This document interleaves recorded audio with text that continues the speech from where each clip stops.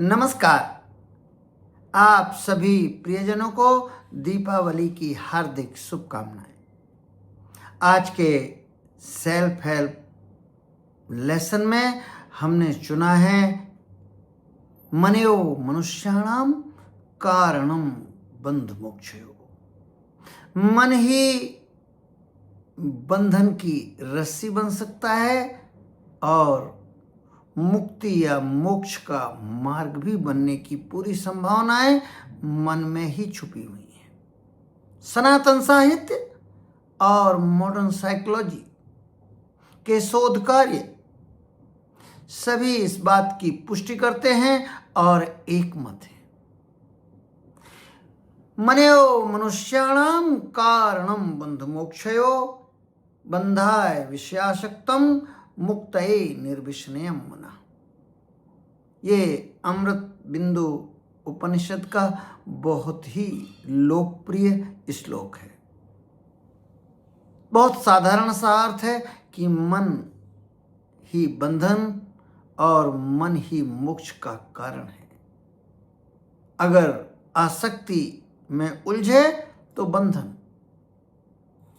और मन को अगर जीत लिया, मने जो हजारों लाखों की संख्या में विचार आते रहते हैं उन पर हमने विजय प्राप्त कर ली और गिनती के विचारों में एकाग्र हो गए तो बस मुक्ति का मार्ग मिल गया।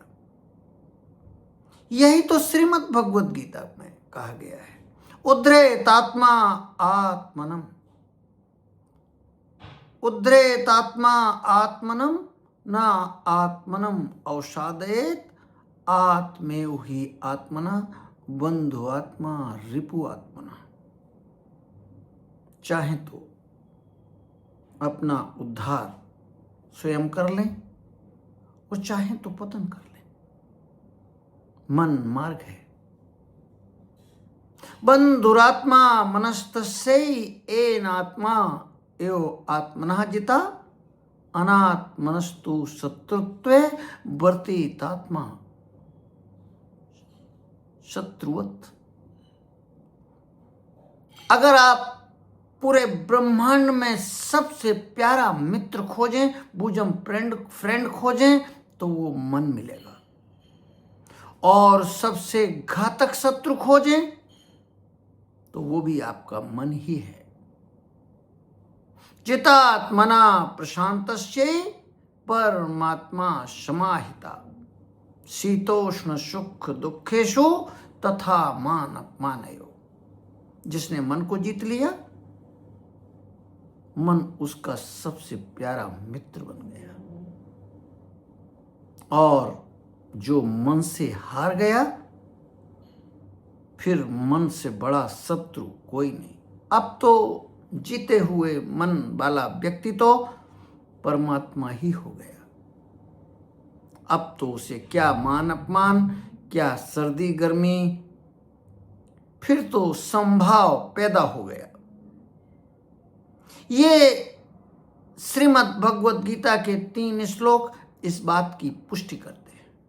महर्षि पतंजलि में ऐसे ही विचार दिए गए हैं। योगः चित्त वृत्ति तन्निरोधा। यदि चित्त वृत्तियों पर अंकुश लगाया जा सके तो योग संभव है। वही बात मन को एकाग्र करने की बात। मन, आधुनिक मनोविज्ञान में जो शोध कार्य चल रहे हैं कहते हैं कि स्वस्थ मन में 60,000 विचार तक 24 घंटे में आते हैं। अब बताइए तो भला, 60,000 विचार अगर आपके दिमाग में घूमे तो ट्रैफिक मैनेजमेंट कैसे होगा। हम ये 60,000 विचारों के इर्द गिर्द इस भीड़ में हम घूम रहे हैं। जो ऋषि मुनि हैं वो कम करते करते एक पर ले आते हैं। हम साधारण जन एक पर लाना तो शायद बहुत दुष्कर कार्य होगा, मुश्किल काम होगा। असंभव तो नहीं पर मुश्किल होगा, लेकिन हाँ, कम किए जा सकते हैं। और कम करने से आधुनिक मनोविज्ञान में क्या है,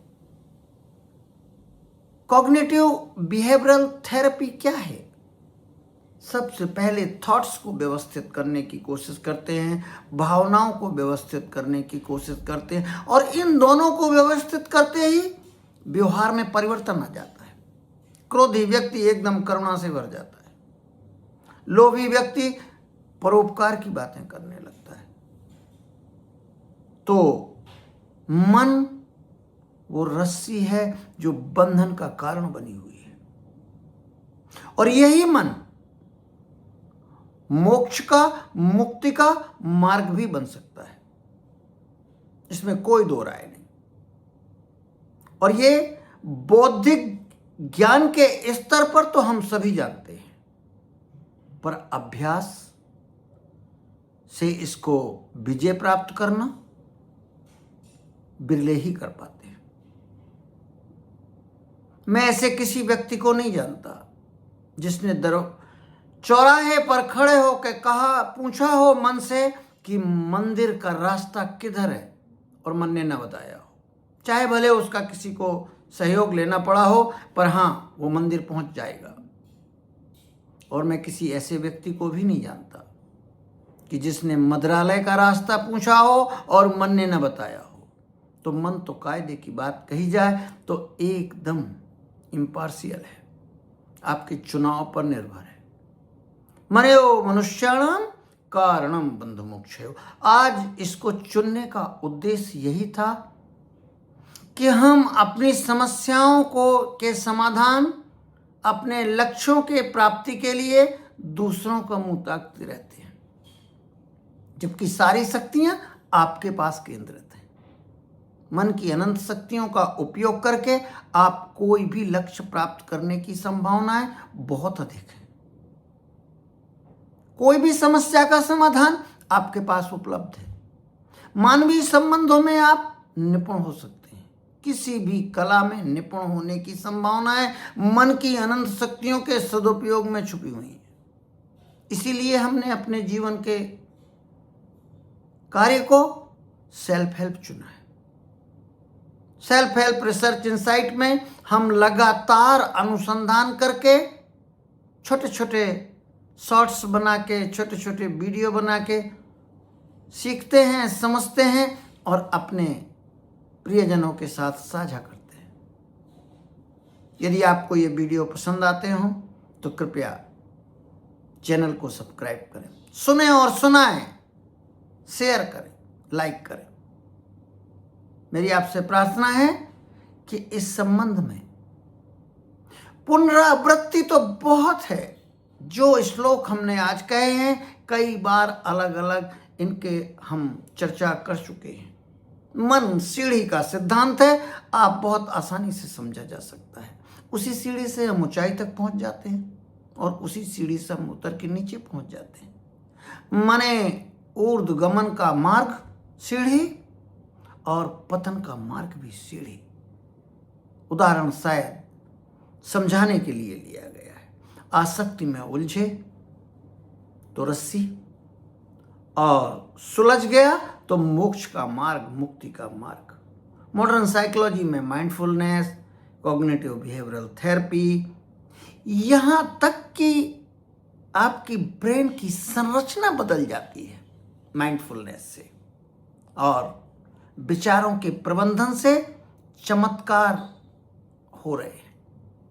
शोध कार्य मॉडर्न साइकोलॉजी के सनातन साहित्य से मेल खाते हैं। 5000 वर्ष पूर्व इन सब बातों को कहा जा चुका है, जिनके आज शोध कार्य से पुष्टि हो रही है। हालांकि मैं इस मामले में बहुत